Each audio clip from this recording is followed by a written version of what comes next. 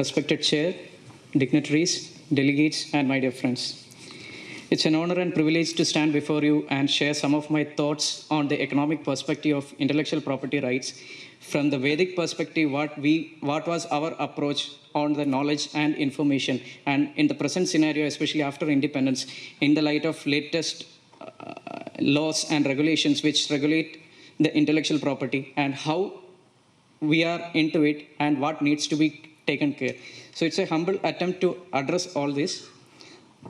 So to begin, we know Vedic culture, which is popularly known as the Hinduism, which is a predominant culture which is existing in India, where it is often treated as a way of life rather than a religion. And it is based on the Vedic text, which are considered to be the richest form of ancient literature and which gives a tremendous knowledge into the subcontinent of India.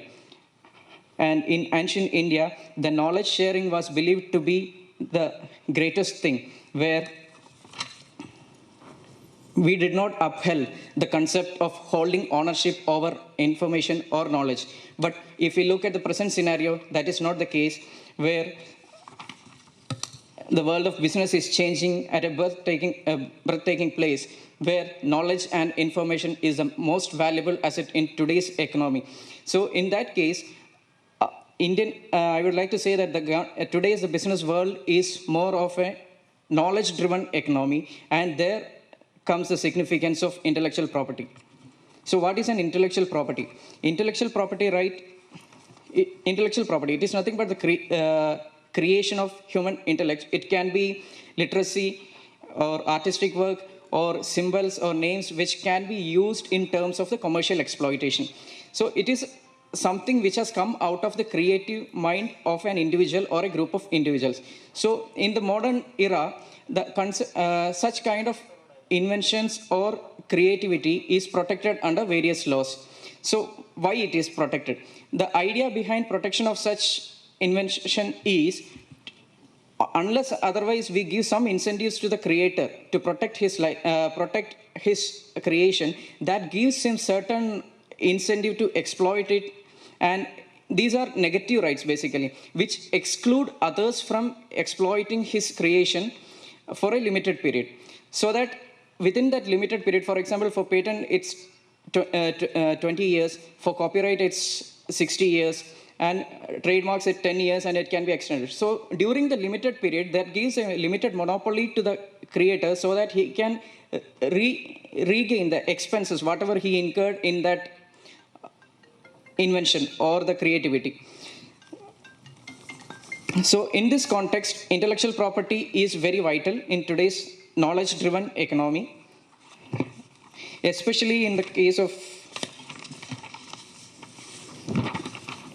it plays a vital role in today's economy, especially from an indigenous perspective, where the traditional knowledge of indigenous people, which is of prime importance, where their knowledge are developed and maintained for a long histories and close association with the environment. And similarly in the medical field of Ayurveda, where the knowledge has been derived and developed from age old, which needs to be protected. How many of us know that many of the Ayurvedic medicinal practices are being patented or made an attempt by the Westerners, especially Germans and Europeans, made an attempt to patent it and get commercial exploitation out of it. So there are various instances where our traditional knowledge or the information which has been exploited by the Westerners, it may be due to the lack of knowledge among ourselves, or we still carry the legacy that knowledge has to be shared for the public good. So in the present scenario, these aspects needs to be relooked.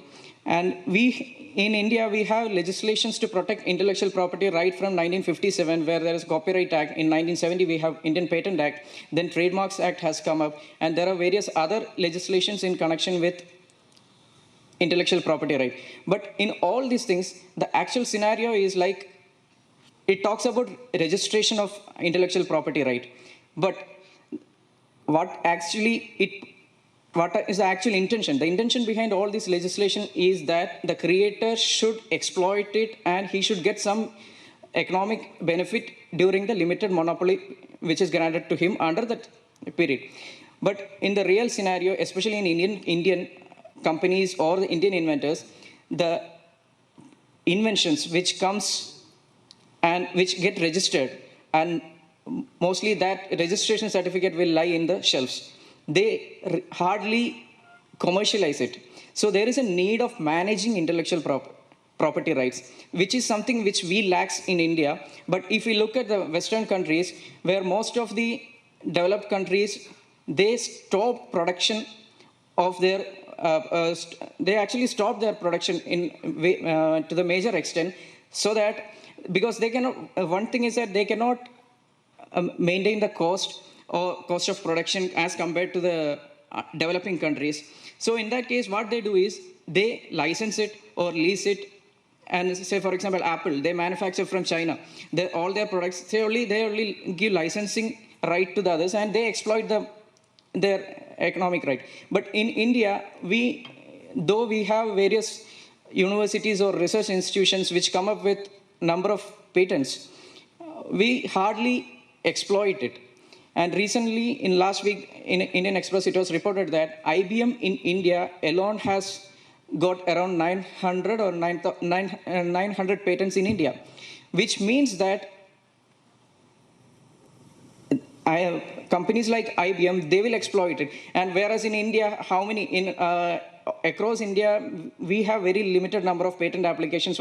As one of the key speakers yesterday pointed out, economic perspective of a nation is directly proportional to the number of patents filed profile as well as the research papers in the, and when we look at Indian perspective, though we are growing as compared to the other countries, we are still behind.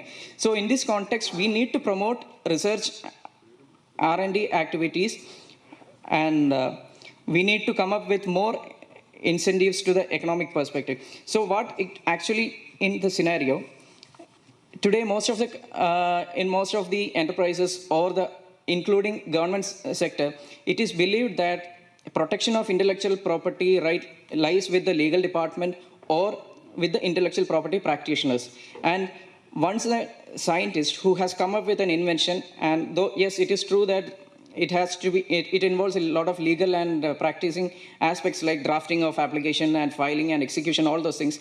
But still, once it is registered, most of the companies are silent on how it has to be exploited. So there is a need of management strategy has to be adopted. So my point is that each management has to know that why such an intellectual property is required, how it can be explored, how their opponent is in the similar field, and how this intellectual property can be beneficial to the nation. There are two aspects, like macroeconomic aspect of intellectual property and microeconomic. In macroeconomic, as I mentioned earlier, the number of patent filing, it is on the national level, if it is directly proportional to the number of inventions or the more patents which are filed or more intellectual properties are registered, it is directly proportional to the economic growth of the country. On the other side, on the micro level, which will such kind of inventions will give the inventor or the enterprise which is coming up with such kind of invention so that they can exploit. So it has got both micro as well as macro level impact. So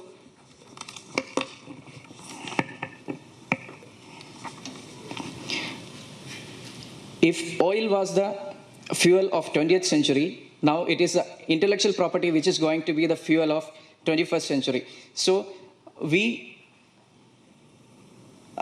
Indians, who is having an immense potential of knowledge and resources, we have to rightly step in at the earliest and to ensure that our intellectual properties or research and innovations are better utilized, not just restricting it to the registration and keeping it in the shelves. It should be exploited to the maximum so that our nation can be improved in all its economic perspective.